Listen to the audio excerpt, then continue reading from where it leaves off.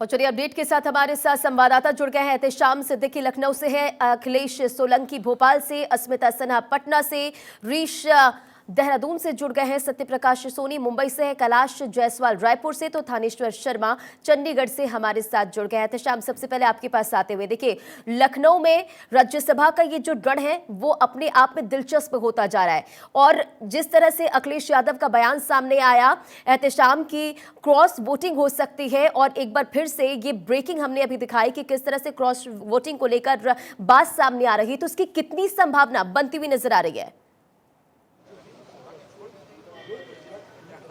देखिए, उत्तर प्रदेश में जो राज्यसभा की वोटिंग हो रही है उसमें क्रॉस वोटिंग होना एकदम बेहद लाजमी है, क्योंकि 10 विधायक समाजवादी पार्टी की क्रॉस वोटिंग कर सकते हैं।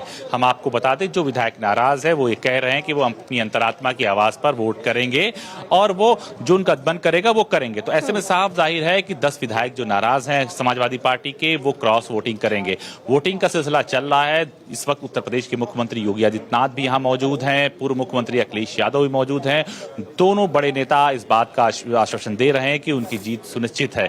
लेकिन सवाल जो है क्रॉस वोटिंग का, वो बहुत ही दिलचस्प होता जा रहा है, क्योंकि उत्तर प्रदेश की जो 10 सीटें हैं उस पर पूरे देश की निगाहें हैं, क्योंकि आने वाले वक्त में जो विजयी होगा वो कहीं न कहीं मनोवैज्ञानिक रूप से बढ़त लेगा।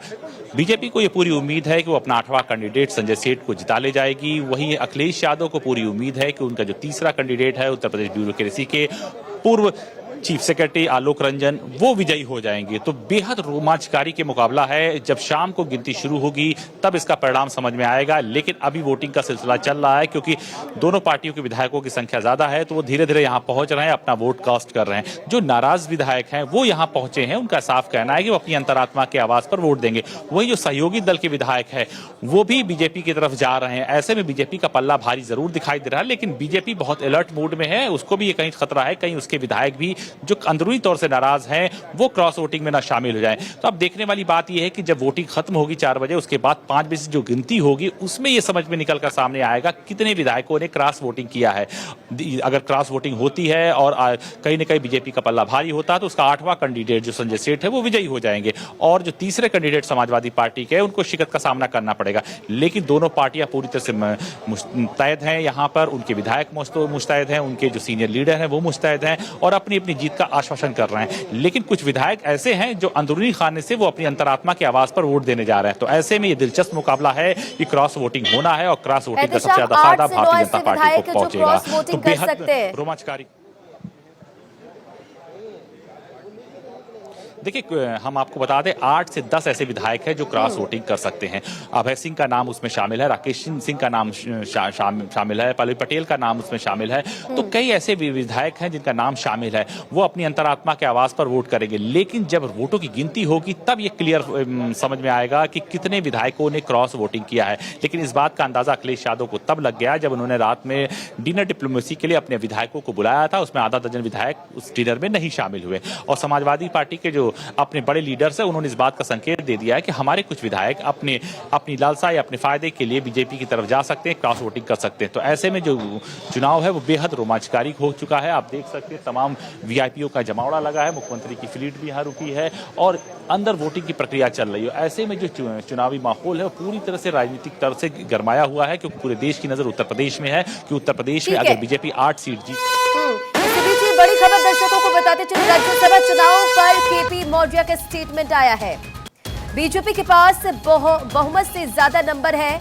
अखिलेश यादव पर बोले केशव प्रसाद मौर्य, खिसियानी बिल्ली खंबा नोचे। देखिए, बयानों के तीर भी लगातार जारी है। अखिलेश यादव भी बीजेपी पर निशाना साधते हुए नजर आ रहे हैं। तो डिप्टी सीएम केशव प्रसाद मौर्य ने भी अखिलेश यादव पर बयान दिया है और कहा है खिसियानी बिल्ली खंबा नोचे।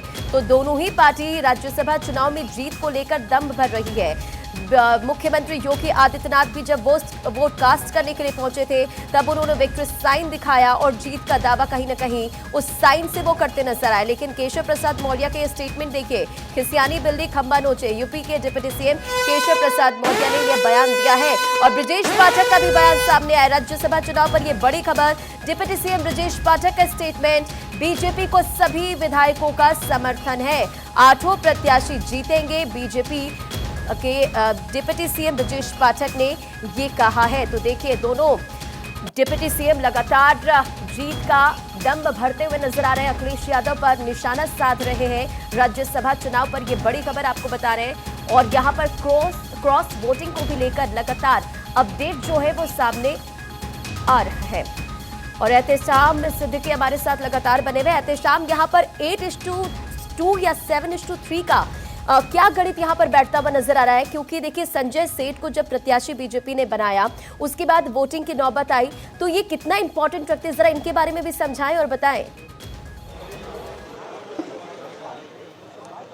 देखिए, जब उत्तर प्रदेश की राज्यसभा सीटों के लिए नामांकन का अनाउंसमेंट हुआ था, उस वक्त भारतीय जनता पार्टी ने 7 कैंडिडेट उतारने का फैसला लिया था जो उसके पास वोटों की संख्या बल है। समाजवादी पार्टी ने 3 कैंडिडेट उतारने का फैसला लिया था जो उसके पास संख्या बल है।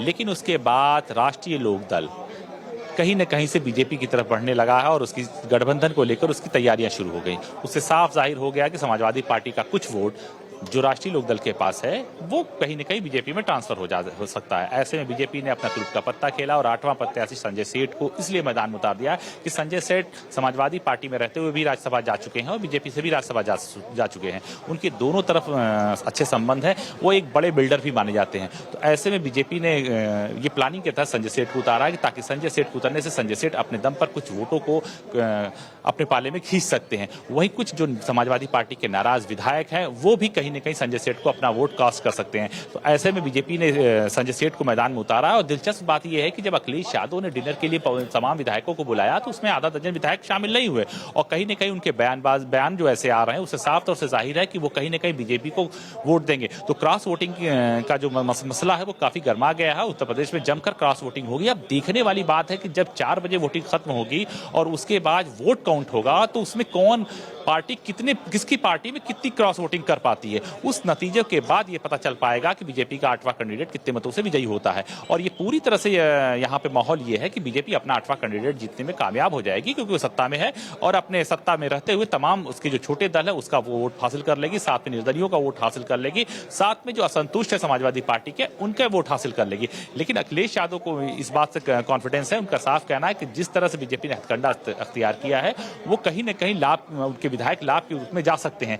लेकिन वो उसको अपने विधायकों पर पूरा भरोसा है। साथ ही उनको भी ये उम्मीद है कि कहीं न कहीं जो बीजेपी से के नाराज विधायक होंगे वो उनकी तरफ वोट कर सकते हैं। तो ऐसे में मुकाबला बहुत दिलचस्प हो गया है और बहुत ही शानदार मुकाबला चल रहा है। दोनों पार्टियों के विधायक वोट दे रहे हैं और दोनों पार्टियों के वरिष्ठ नेता, एक तरफ उत्तर प्रदेश के मुख्यमंत्री माफ कीजिएगा योगी आदित्यनाथ, दूसरी तरफ पूर्व मुख्यमंत्री अखिलेश यादव, दोनों यहां डटे हुए हैं। दोनों अपने समीकरणों पर नजर रख रहे हैं, कौन से विधायक आए हैं, कौन से विधायकों ने वोट किया, कौन से विधायकों ने नहीं वोट किया। तो ये परिणाम 4 बजे के बाद निकलेगा। लेकिन दिन भर उत्तर प्रदेश के विधानसभा सचिवालय में गहमागहमी रहेगी क्योंकि तिलक हाल में वोटिंग जारी है और सबसे बड़ी बात है कि इलेक्शन कमीशन की टीम यहां मौजूद है। आज ही उसका परिणाम आ जाएगा। लेकिन अब देखने वाली बात यह है कि ये फार्मूला 7+3 रहता है या कि 8+2 रहता है। जी बिल्कुल, ये देखने वाली बात होगी और ये मुकाबला भी कहीं ना कहीं दिलचस्प होता हुआ नजर आ रहा है। पटना से अस्मित भी हमारे साथ जुड़े हुए हैं। अस्मित, देखिए, राज्यसभा चुनाव को लेकर लगातार अपडेट तो हम बता रहे हैं, लेकिन ये लोकसभा चुनाव से पहले जिस तरह से सियासत गर्माती जा रही है, ओवरऑल अगर बात की जाए तो कैसी तस्वीरें बनती हुई नजर आ रही है?